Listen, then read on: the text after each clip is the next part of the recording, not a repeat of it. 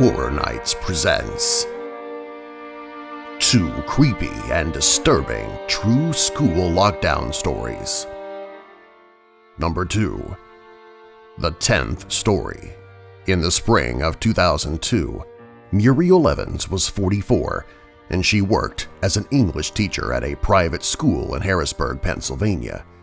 She was divorced and had been living alone ever since her only daughter, Stephanie, moved to Philadelphia 2 years prior to attend university. One of the bright spots in Mrs. Evans' life was her grade 12 creative writing class. It was smaller than most of her classes and only had 9 students. On April 11, 2002, Mrs. Evans collected the short stories that the students had written that week. That night, she went home to mark them so that they could discuss them in class the next day. When she got home, she was surprised to see 10 short stories were submitted and one of them didn't have a name. The title was Tomorrow. Mrs. Evans picked up the 10th paper and started to read it. The story was narrated in a first-person perspective, so it doesn't hint at the sex of the narrator. In the story, the narrator is sitting in his or her creative writing class.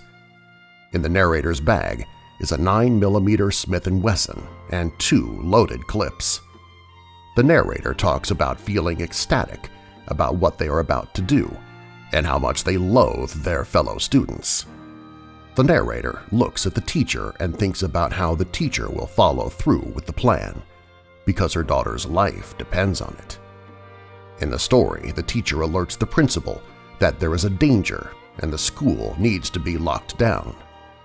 With the other kids now locked in the room with the narrator, he or she takes the gun out, and while the teacher watches on in horror, the narrator shoots all their classmates, reloads, and then fires off 9 more shots at the kids who are still moving.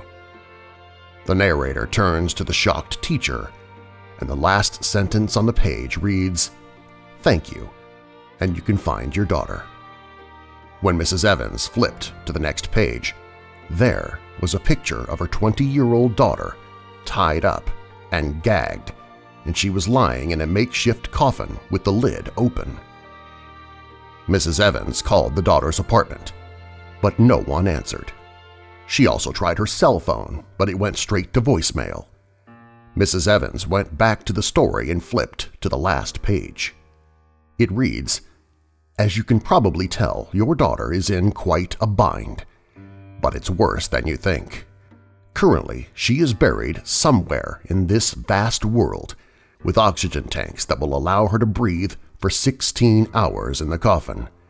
That will give you more than enough time to call the police and save her. But first, you have to do what I need you to do. And now that you've read my story, you know what you have to do.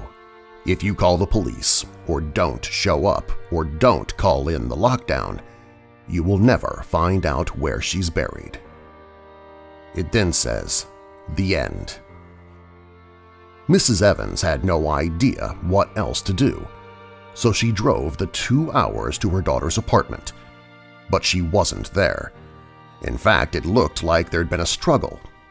On the drive over, and after seeing her apartment, Mrs. Evans knew that she would do anything for her daughter, and that included even letting 8 innocent students be murdered. Mrs. Evans drove home and stayed up all night. At 6 a.m., she got ready for school. Creative writing was her first period class, and all 9 students who were 17 and 18 years old arrived on time. Nothing on any of their faces revealed who wrote the story. When they had all taken their seats, she looked around hoping for the last time that the author would show themselves, but they didn't. So Mrs. Evans walked to the phone on the wall and called the office. She took a deep breath and gave the code for a lockdown. Since it was a private school, they had high-tech security and magnets locked the classroom doors shut. With tears in her eyes, she turned back to her students and said, "I'm sorry, I didn't know what else to do." That's when 17-year-old Amber Thornton pulled out a 9mm handgun and started shooting at her fellow students who ran for the door. Amber unloaded her first clip of 10 shots and hit each student at least once. She changed the clip and continued to shoot. Amber then turned to Mrs. Evans and said, "Thank you for your help, but you'll never find your daughter." Then, before Mrs. Evans could stop her, Amber stuck the gun in her mouth and pulled the trigger, sending a bullet through her brainstem. Realizing that she'd never see her daughter again, Mrs. Evans picked up the gun, held it to her head, and pulled the trigger. But there were no bullets left. Ambulances and the police came to the school. 6 of the students were killed, including the shooter. Mrs. Evans was arrested, and she told police everything. Unfortunately, the police were never able to find her daughter. The police are not even sure if she was buried alive or if she was dead before the school shooting.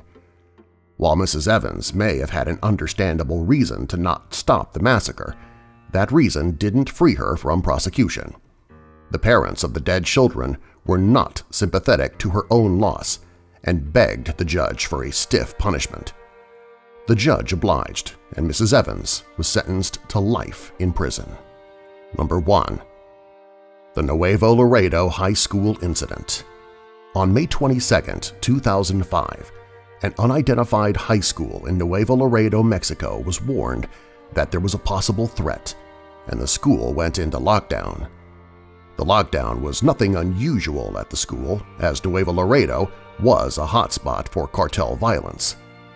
At the time, the Sinaloa Cartel and the ultra-violent enforcement unit of the Gulf Cartel called Los Zetas, or the Z's, were at war over the city.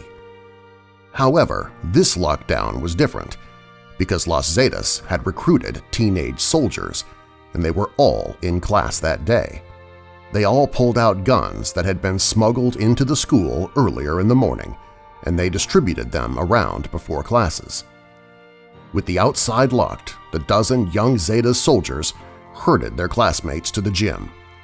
As the students filed in, they separated the biggest teenage boys and kept them in a separate corner of the gym. Also, one soldier went to a door and let in more cartel members, including a high-ranking member named Jesus Alvarez. Alvarez walked into the gym, and most of the students were in the bleachers, except for the soldiers and the bigger teenagers, while the teachers were down on their knees on the floor with their fingers interlocked behind their heads. Alvarez looked out into the crowd and said, "As many of you know, we are battling the evil Sinaloa Cartel. To rid them from Nuevo Laredo, we need more strong soldiers. Young men who will follow orders and have the ability to kill on command." Miguel then called out the name of one of his teen soldiers, a 16-year-old, and ordered him to kill the principal. Without hesitation, the boy pulled out a knife and stabbed the principal in his right eye. As the other students screamed in terror, the boy kept stabbing the principal in the head. When he was done, the principal's left leg trembled for about 30 seconds before going limp. "Just like that," Alvarez said with a smile.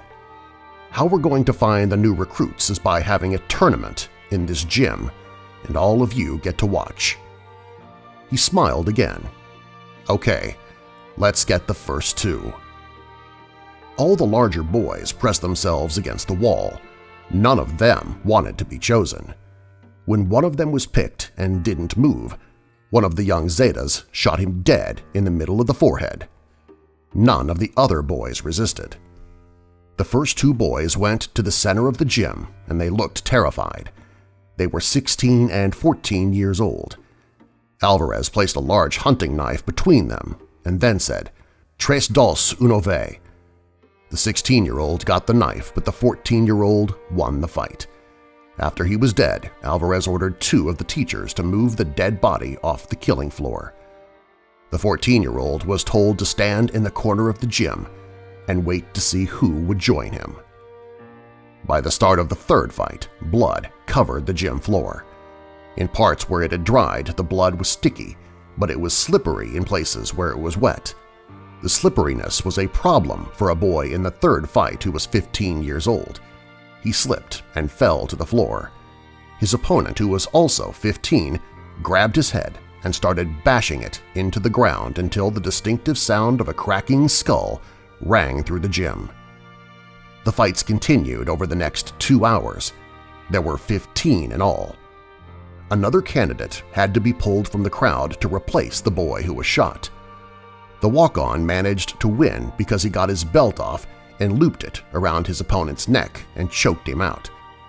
Alvarez told the walk-on to use the knife to finish him off because killing someone through strangulation took too long.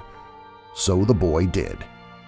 With 15 new soldiers, Alvarez said, "Thank you for your attention. And since this is a school, we hope you learned that you do not mess with Los Zetas. Please go, but do not run or scream, or it will be the last thing you ever do." With that, the cartel led their new recruits out of the gym to waiting SUVs. They left the school without being stopped. The brutal crime shocked the people of Nuevo Laredo. It was horrifying even by cartel standards. However, nothing was done about the incident. Los Zetas would go on to take over Nuevo Laredo. They separated from the Gulf Cartel in 2010, and they currently control Nuevo Laredo. Subscribe for more.